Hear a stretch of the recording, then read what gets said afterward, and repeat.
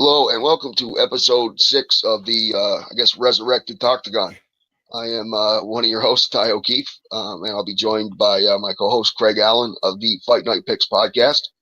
There's a lot to talk about, as usual. We got some news on UFC 229 that kind of makes sense for the lightweight division, involving Tony Ferguson, and kind of a surprising matchup, I guess. And we also have some news about the Mike Perry, Donald Cerrone situation. And we got a lot to talk about, but as always, we'll keep it short. And this call is brought to you by Dialogue. If you want to get started, just go to getdialogue.com, click host a call, and get started. You can talk about anything you want to talk about. It's a great way to find people with similar interests. All right, so let's getdialogue.com. All right, so Craig, are you there? I am here. I'm really excited. You had mentioned at UFC 229, and one of the things that we haven't talked about, you and I, or many people, between Anthony Pettis and Tony Ferguson. I mean, can you imagine the jawing that's going to go back between Ferguson, Khabib, and Conor McGregor? I mean, I think that's where it's at. And then Anthony Pettis is kind of a dark horse in this situation. I mean, he's basically got nothing to lose. Yeah, and I have, Pettis was obviously he's a former champion. He's been up here before, right? This is nothing new to him. He's had some struggles, but the last time I saw him fight, I knew something bigger was coming. Yeah. Because he's kind of looking like the Anthony Pettis of old, but like kind of more like Anthony Pettis 2.0. Like, and I, he's only 31 years old, right? We're not talking about, an old guy. He's got a great, crew over in Milwaukee with Rufus and them. But when he beat Michael Chiesa and he submitted him, I think, what did he get performance of the night for that? I think too. Yeah. It kind of made that knockout loss to Dustin Poirier, not so important. And also, I mean, that loss to Dustin Poirier was a fight of the night. So that's not a one-sided affair. Anthony Pettis played a part in making that the fight of the night when he lost to Poirier in November 2017. Anyways, so we're going to get Pettis and Ferguson. And Ferguson has not fought for a while. Anthony Pettis obviously was just active at UFC 226 in July and obviously beating Chiesa. But Tony Ferguson, I mean, do you think he's going to be able to come back and kind of stay in that rarefied era of lightweight elites that now is occupied by Nurmagomedov and McGregor and Dustin Poirier and Nate Diaz? I mean, where does he fit? Tony Ferguson's 34 years old. That last fight, like you said, October 7th, 2017.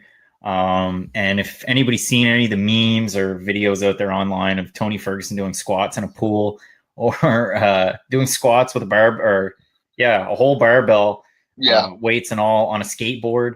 I mean, it's probably not Tony Ferguson, but it's pretty funny. But the fact that this guy tore, major ligament in his leg earlier on this spring, and he's in fighting shape this quick. I mean, that's the type of injury in any other sport where you're out for a year plus. So if you're an NFL safety, that's it. Yeah, like you're a 34-year-old guy and you're coming back from an injury that quick. And I've talked about it on my podcast. I talked about it on possibly this show, other shows.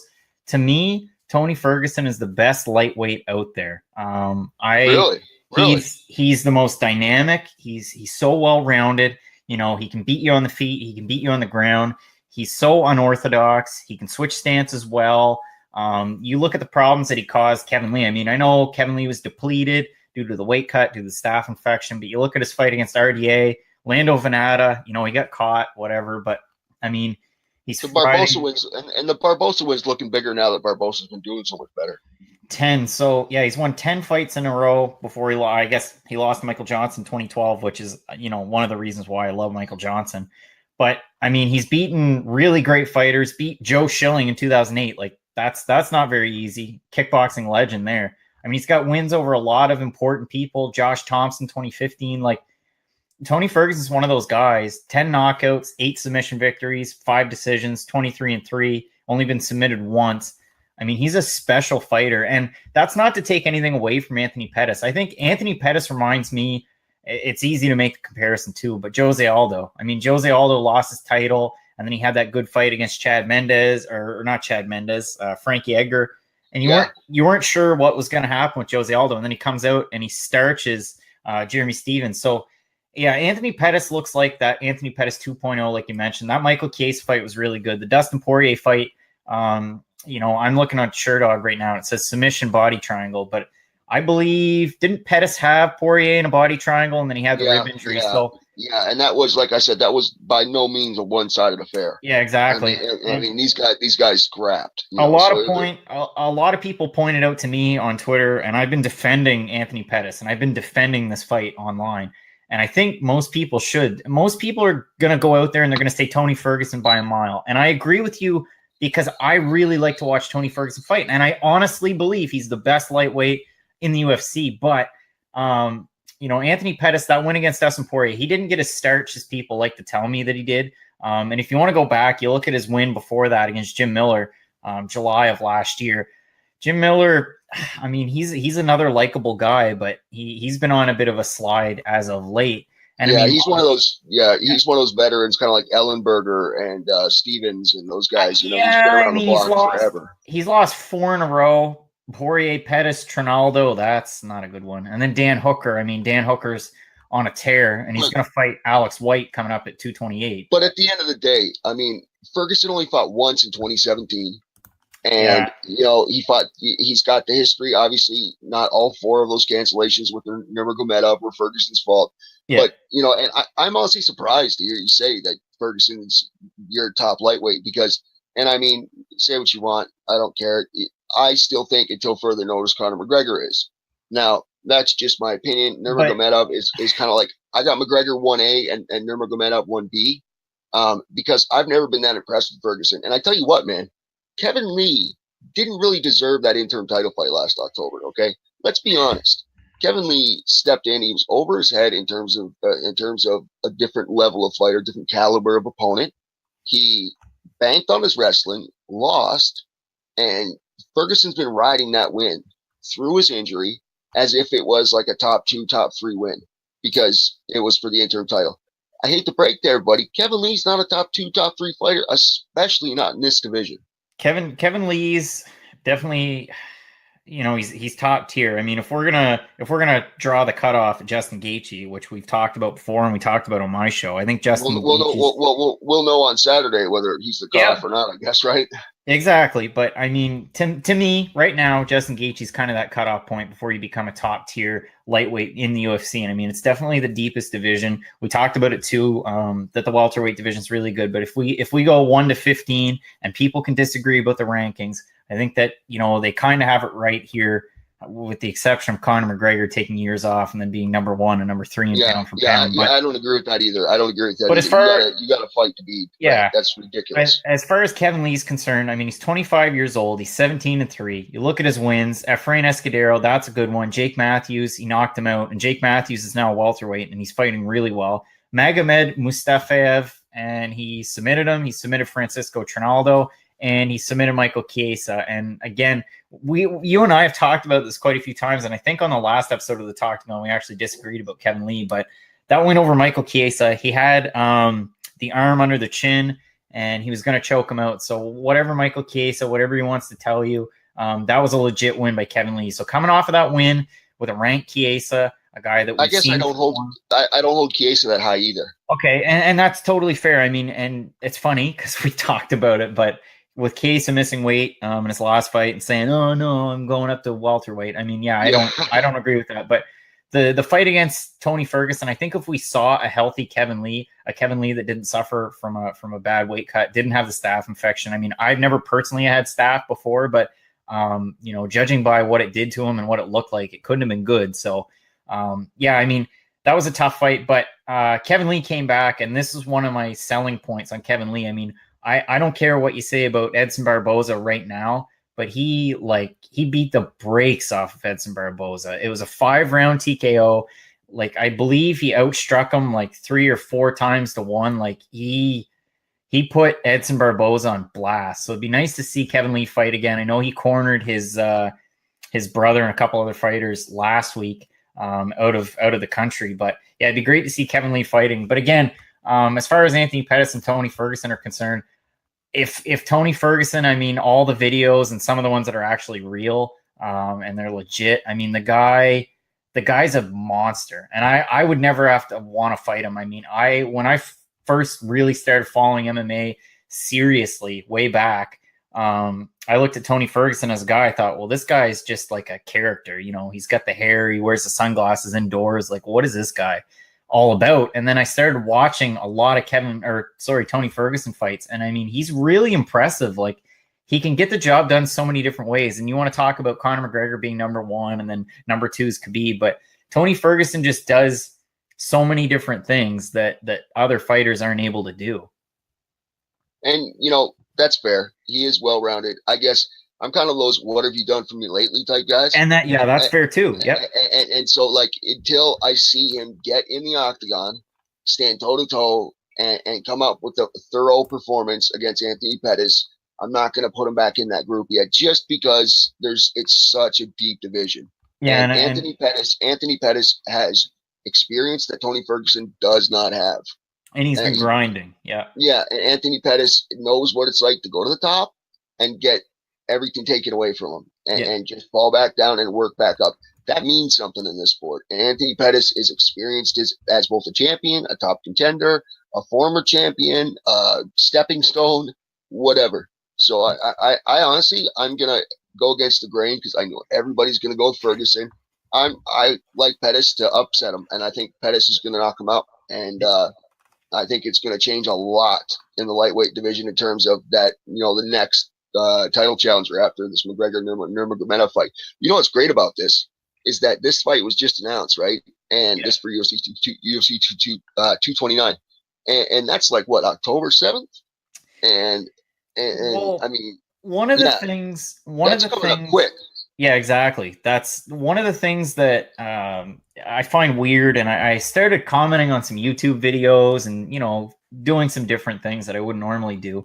And I've been, you know, getting some flack for trying to defend SBG a little bit. I mean, all the top talent they have there. I mean, of course, McGregor and Gunnar Nelson are the two biggest names, but I've been talking about UFC 229 and how weird it is that the UFC hasn't put a big marketing push. And people have been telling me, oh, you know, you throw Conor's name in the ring and you're going to get $1.5 to $2 million or to 2 million pay-per-view buys. That's not a given. If you want those casual fans that the UFC seems to always try and go for, if you want to get, you know, Joe that watches a couple fights a year and you want to get him to tune in, start the marketing push. I know you still have UFC 228. You've got the event this weekend in Lincoln, but you've really got to try and sell this, you know, and I think you talked about it, the whole Russian versus Ireland, good versus evil, whatever you want to do, however you want to market it. I mean, I saw in the official poster where they've got Khabib's eye and it's got the Russian flag and Conor's has the Irish flag. They need to Ivan Drago, Rocky Balboa this shit. Yeah, but they really have to start for it. Like, I want to see TV commercials. I want to see, like, you got to really market this fight if you want anything out of it. I mean, I think at this point, if you sell 1.5 to 2 million pay-per-view buys, are you satisfied with that? I mean, if the UFC's valued when they were bought out by WME, IMG, if they were valued at $4 billion, and it just came out in the interview with Tony Robbins and Dana White, I don't know how much truth there is to that, and if it's all just hearsay, and it's just something that came out of Dana's mouth, but if they're actually valued at $7 billion from $4 billion a few years ago, what have you done? And that's got a lot to do with the ESPN move, though, too. What have you done for me lately? If your pay-per-view buys are down, if there's going to be interim belts on the line, and the buy rate's what, like 250,000 to 300,000 buys? That's what's raising their valuation is ESPN move. Yeah, it would have to go to ESPN. That's a massive move, especially in America, within you know, the United States. I mean, that's massive. And as we know in Canada, we don't get that. It's turning into exclusive content for MMA fans. Yeah. And outside of America and inside of America, there's nothing bigger than ESPN, including Fox. And I got to admit, man, I couldn't disagree with you more about the reasons that they're not promoting this or that they have to promote this fight. I think this Nurmagomedov McGregor fight is the one fight they can sit back and put out a couple posters and sell a shit ton. Because there's so many casual fans who still want to see if McGregor can fight, or if they hate him, they want to see him get the brakes beaten off of him, and they want to see this after the Dolly incident and everything else. I know people who barely even follow MMA who are going to buy this pay-per-view. So and also let's not forget, we got Woodley Till coming up, and we have we have Poirier and Diaz right after it. Yeah, UFC 230. We got a busy, and we have Cyborg Nunez coming up before the end of the year. There's a lot on the UFC's plate right now. There's a lot on the UFC's plate. Yeah, there's a lot coming up, which is really exciting if you're a fan of the sport. I know I'm certainly excited for the rest of this year. I kind of figured with UFC, I believe it was what 225 or 226. 226. I said this is it. This is going to be the best event of the year. And afterwards, I still kept to my word, but I think it's going to be outdone by some of these events coming up. But I'm really surprised that 229 hasn't gotten the push yet. And I guess, you know, I'm thinking back and I think of the McGregor Mayweather fight where, you know, they went around the world, they had press conferences. It was a huge deal and everybody was willing to fork over $100. So I just kind of figured UFC co-promoted that. UFC is totally promoting this, and it's only what $70, which is still ridiculous. Yeah. Well, I tell you what, I proudly did not buy the Mayweather McGregor fight, and I covered it obviously, and it was a plague, and on me, and I know a lot of other writers who felt like that too. Yeah, just because it was so overdone in the media, and as a member of the media, that, you know, kind of my fault too, right? Yeah, and so we have certain obligations to cover shit, and that was enough for me. And just because it to me went over and above the actual fight itself, and I'm tired of that. I just like seeing these guys get down, these women fight, they train their asses off, and I like seeing them, you know, put all that work into one concerted effort and try to bust each other up and come away with the win. And that's to me like the purity of MMA, and we're losing that so much. But this McGregor Khabib fight, I'm telling you, man, they could never promote this shit. It will not matter. People are gonna buy it just because everybody knows who Conor McGregor is, and so many people, the dolly throwing incidents. I know people who like seriously don't know anything about MMA. It reminds me of the Super Bowl. All of a sudden, you got all these people who are experts on who's gonna win the Super Bowl. After not watching a single game all year, you got to listen to somebody who's never watched anything. The down of NFL football tell you who's going to win, and yell in your face with their jersey on. Oh God. And that's what this is going to be like. But it very well could be. Yep. You know, it absolutely has to happen. And and you notice the UFC is suddenly taking care of a lot of lightweight business. You know, suddenly like they got the Poirier and Diaz, giving Poirier a big fight that would possibly earn him a shot at the title. They settled the Poirier Alvarez beef. They are settling the Khabib Conor beef. They're giving Tony Ferguson a fight finally. He's coming out of there. It's like you know what I mean? They're finally taking care of a lot of lightweight business. And to your point, and this is a question for you. I know you wanted to dive into Mike Perry and Donald Cerrone, but so the winner at UFC 229 between Tony Ferguson and Pettis, and then you have the winner of Diaz Poirier.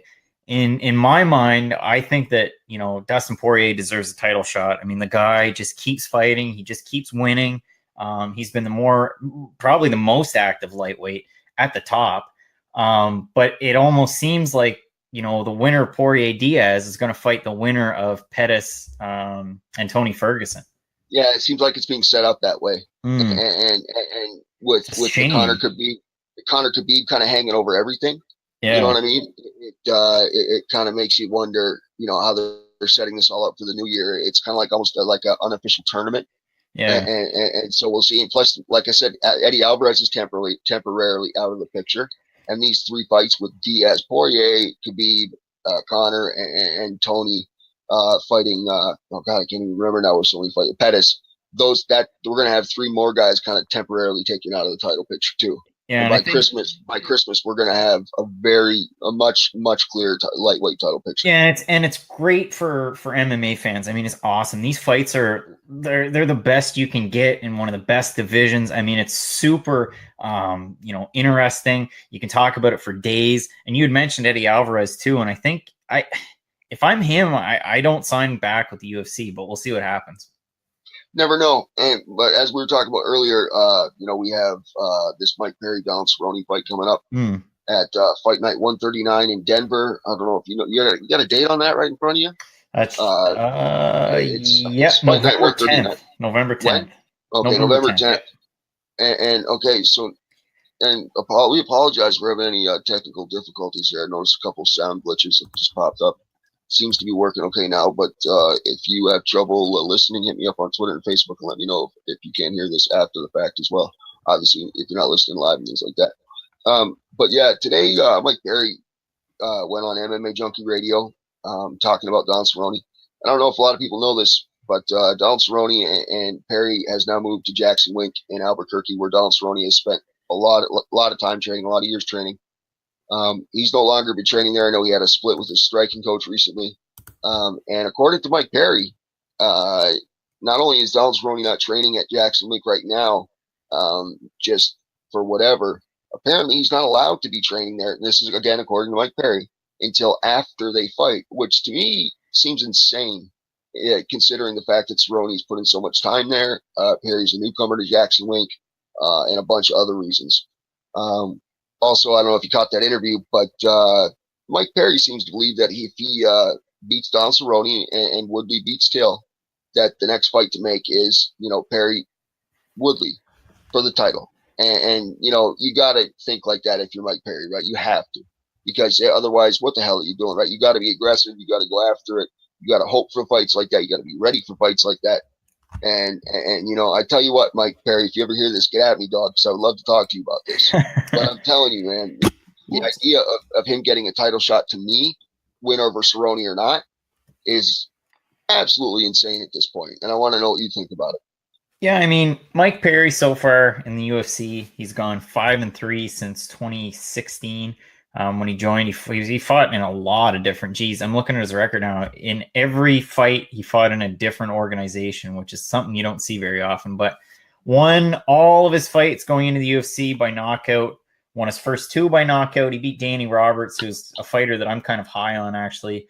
And I didn't think he won his last fight, but that's a conversation for another day. But losses to Alan Jouban, Ponzinibbio, which is way too much of a test, and Max Griffin. And Max Griffin, I know he's a boxer, and he outclassed Perry. Perry was going for those power punches. Griffin was kind of weaving in and out, and it was a good fight by Griffin.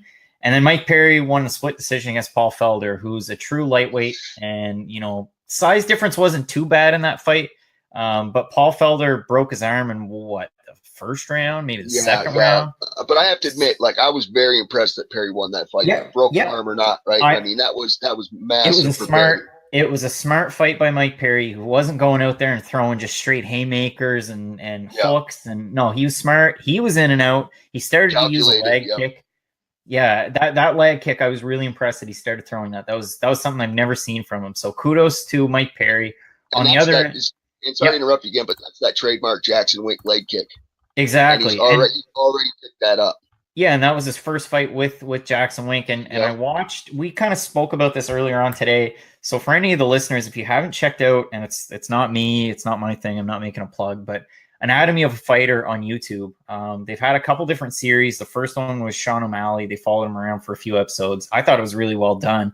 And then the last 3, and there's been memes of John Jones out there and how he looks like an old man with his hair and all that stuff. But Mike Perry's been featured quite a bit on the Anatomy of a Fighter episodes. So it was neat to see Mike Perry say, I had to leave Orlando. It wasn't for me. I could only bring in a couple training partners, sparring partners. It was hard to try and replicate different fighting styles. But now that I'm here at Jackson Wink, I have so much at my disposal. They believe in me. And I believe they asked one of the coaches, what do you think about, some of the stuff Mike Perry says? And it was basically, well, I don't really care about what he says. It's just about results.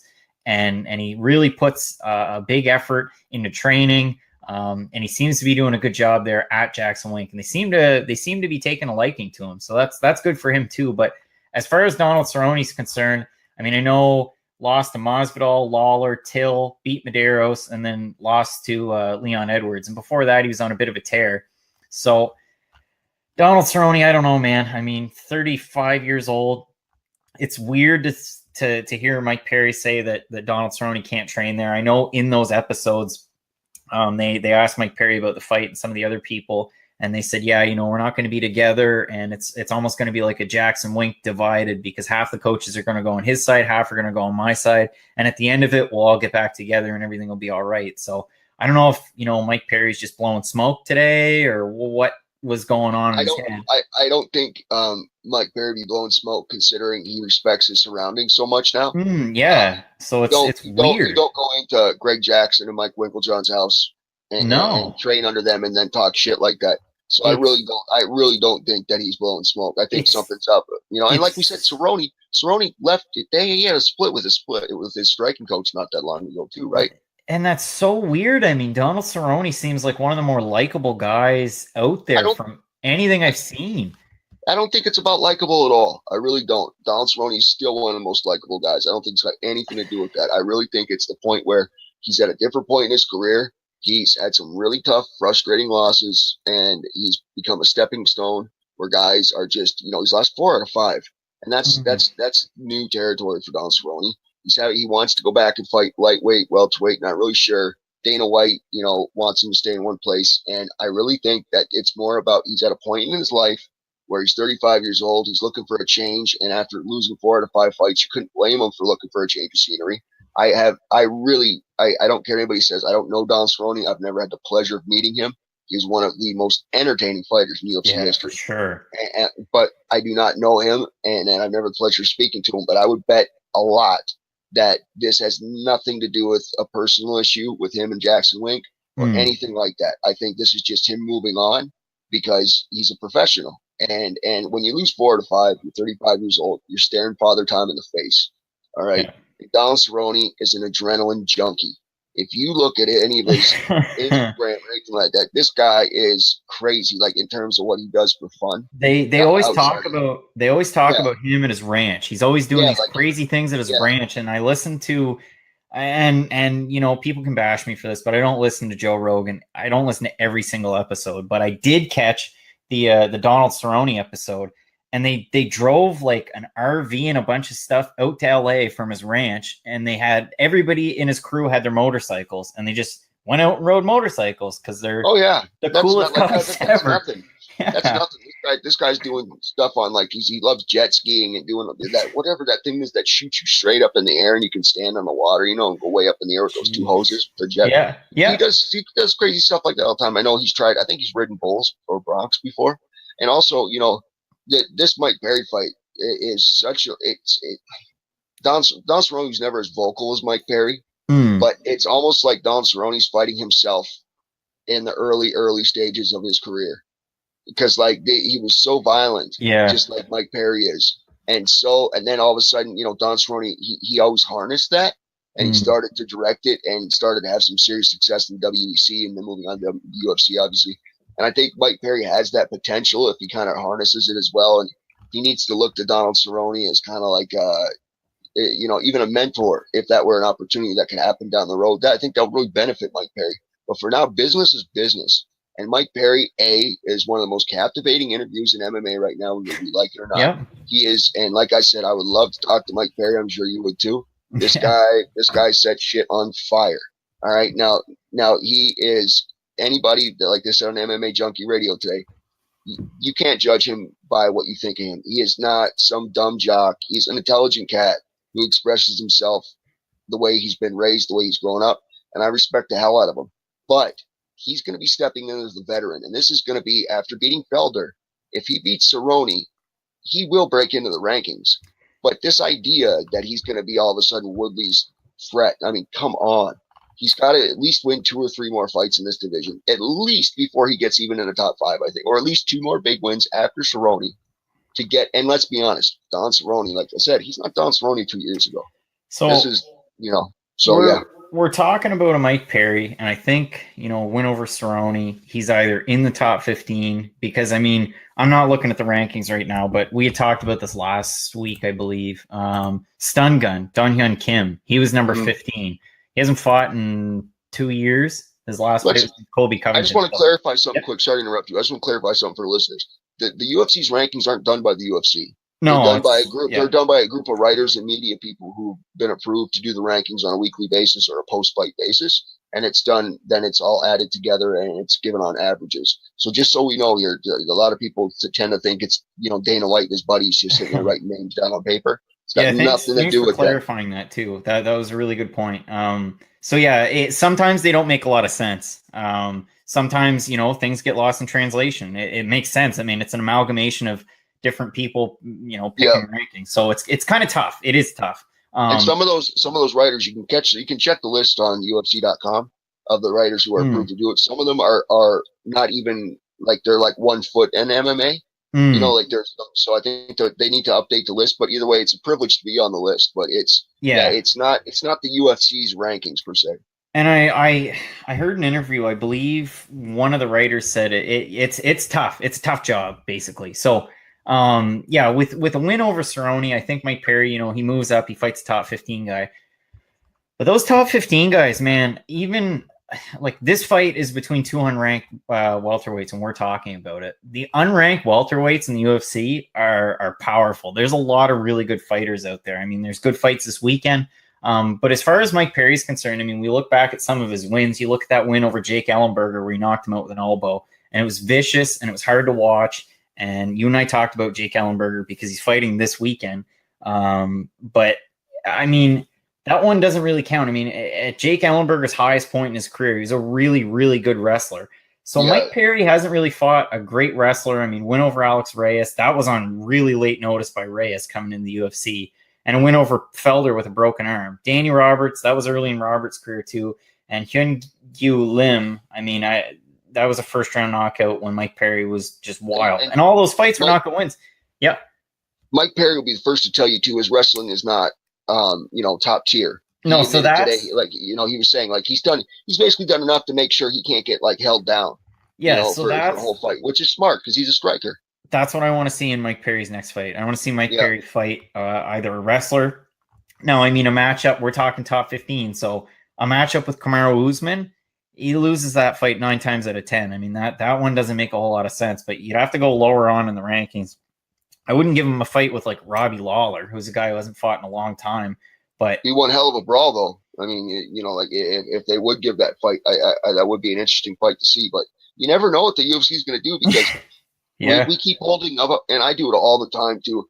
I'm a big rankings guy because I like college football, college basketball, things like that. And I tell you, man, I stick to these rankings too much too because then you hold them up and you're like, well, why is the UFC making this fight? It doesn't make any sense with the rankings. They're not the UFC's rankings.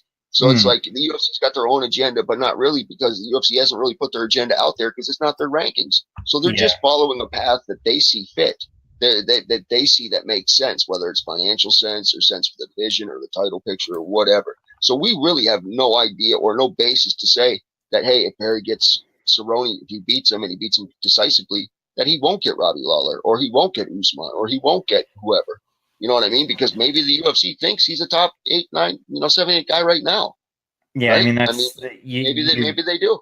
You hit the nail on the head there. I mean, it's kind of tough. We're looking at a matchup this weekend. I mean, James Vick's fighting Justin Gaethje, and you look at the guys that Gaethje's fought in the past, all top 5 guys with Eddie Alvarez, Dustin Poirier, and I mean, Michael Johnson was top 5 when he fought him, and now he's moving down to featherweight to fight Andre Fili, but. I mean, Justin Gaethje, yes, he's fought top talent. He's fighting James Vick, a guy who hasn't really fought the same names at all. But, I mean, that's what makes it interesting. So Vick's going to get a shot against Gaethje. That's kind of how I see it. And if Mike Perry can beat Donald Cerrone, maybe Mike Perry gets a shot like that too. Who knows?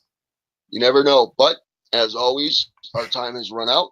That is episode 6 of the Talktagon, brought to you by Dialogue.com or GetDialogue.com. Just go to... host a call and get started. And again, that's getdialogue.com. It's a great way to see if you want to do a podcast, things like that. I'd like to thank my host, Craig Allen. We kind of canned the Talktagon. We're thinking about it. We're not really sure what we're going to do, but it looks like the Talktagon will stay alive in some form. I think we're going to keep putting episodes out wherever, whenever, just because I like the name too much to just shit can it. So, we'll go from there. And again, Mike Perry, if you hear this, man, seriously, hit me up. I would love to talk to you about this and a lot of other things. And anyways, that has been episode 6. I'd like to thank my co-host, Craig Allen of Fight Night Picks Podcast. Where can we get your stuff, Craig? You can check me out on YouTube. I just had an episode with yours truly, Ty O'Keefe, and we did our UFC Lincoln breakdown. Released that one yesterday. Also had Tim Johnson, who you might recognize from the UFC, just signed with Bellator, and we're not really going to mention them much. Because it's the Talktagon. And you can catch my stuff on YouTube, on Stitcher, on iTunes, the audio podcast. This weekend, I'm going to be live in St. John, New Brunswick at Fighting Alliance 7, another fighting organization I said I would mention, but I'll be there. That's totally fine. We're gonna loosen the reins on the plug and other two. We just like the name. We're gonna loosen up on this. But no, definitely if you're in the St. John's area, if you're in St. John area, go check out Craig and seriously. I mean, he's one of the best up-and-coming podcasters in the business. If you haven't been able to tell that from the last, 25 minutes, and we appreciate him having around. Well, who do you like this weekend for your big fight? What you're going to St. John? Do you like any? Like the main event? Do you make any picks on this fight, or what are you going to It's looking forward to the most? I don't want to hurt anybody's feelings by making picks going into this one, because you've got a lot of fighters coming from Oh, come on. you've got a lot of fighters coming in from Ontario. You've got a few local guys. They always say card subject to change. And if you looked at the card yesterday, actually, and then if you look at the fight card today on Tapology, it's since changed. So there's been a lot of fights that have been moved around. I honestly have to have a look and see. I see they changed the co-main event for tomorrow. So kind of up in arms there. But the fight I'm looking forward to most, and actually I think a lot of fight fans would too, main events between a couple of featherweights. Matthew DiMarcantonio from Ontario, and he's fighting a guy named Dan Gibbon, who's from the UK. And DiMarcantonio, I did a lot of research on him, and he's actually fought UFC fighters in the past. He's fought Desmond Green, and he lost that fight by decision. And he actually fought Rob Font, too, in 2013. He lost that fight by decision. So he's still a young guy. He's fought some names. He's sitting at 10-8. He's only 28 years old. And Dan Gibbon, a guy, it was actually supposed to be Declan McClellan, I believe he was supposed to fight, but they switched them. And Dan Gibbon, another guy from the UK, he's fought in several different fighting leagues. Had a bit of a salty record. I mean, sitting at 6-10, but he's won his last 3. So it should be a really interesting contest. And I mean, yeah, if you're in the New Brunswick area, make sure you check it out. I know tickets aren't overly expensive, and it should be a really great night of fights. Definitely, and it's always great to see the smaller organizations. They need more plugs, and you get to see guys like you said who have UFC experience, and you're not paying big bucks to go do it. So if these shows stop in your area, wherever you are, North America, UK, around the world, go check it out. Seriously, it's worth it, and it'll give you a new perspective on MMA that you're not going to get from UFC, Bellator, whatever, watching on TV. You can catch my stuff at Fansided MMA, or follow me on Twitter at Above the Full Tie. Also, you can occasionally catch my stuff on the Fight Network, and hit both me and Craig up on Facebook, obviously. And also, if you're hitting us up on Twitter and Facebook, you can check out my show with my co-host Darren Laux called All 5 Rounds, where we talk about everything MMA, and in 25-minute episodes. And we just put an episode the other day out, so keep your eye out for that. And as I said, thank you very much, Craig. This has been episode 6 of the Talktagon, and thanks for tuning in.